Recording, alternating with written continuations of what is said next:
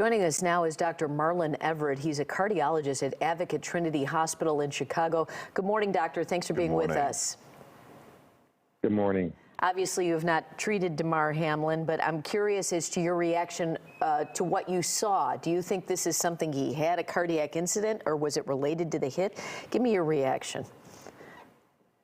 You know, it's hard to know. I think that it's probably some sort of event where a situation what we call commotio cordis, in which the heart it's subjected to trauma like a football hit or a baseball hit or any other sport, any sort of contact, that it can just go into a dangerous heart rhythm at that time.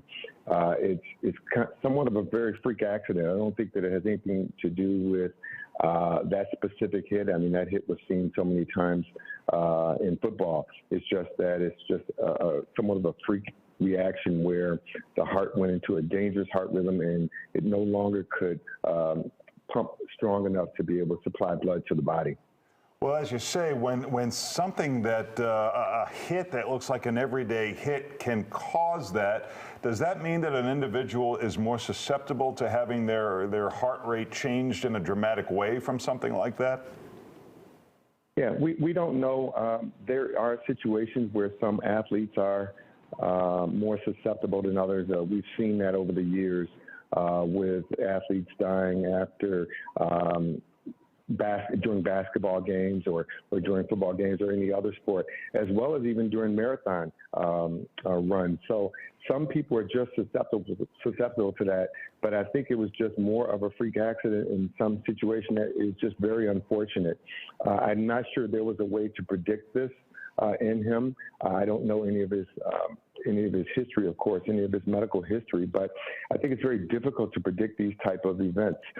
So all you can do is just continue to live on. Let me get your reaction to the fact that he was down on the field and they were giving him CPR for so long, almost 15 minutes, and he is sedated and his pulse was restored. What does that tell you as a doctor about his condition going forward, or can you know? Well, I think I'm somewhat optimistic about it. I think that, you know, the key to any time that your heart stops beating is to start CPR. And we at Advocate Trinity have done that as well with CPR for athletes, because we've had cases where athletes have come in particular one pickup game, an athlete came in and he had cardiac arrest while on the basketball court, and some of the bystanders, the other basketball players, actually did CPR and restored his, continued to give him CPR until an AED came available. So I'm hoping in this situation, it was very difficult to see on television, but essentially it seems like they did do CPR, and I'm sure that an AED was available either on the field or in the ambulance to be able to hopefully restore its heartbeat. So I am somewhat optimistic, but I think the key to all of this is to do CPR until an AED becomes present. And what are doctors doing now, and what kind of timeline do you see in this?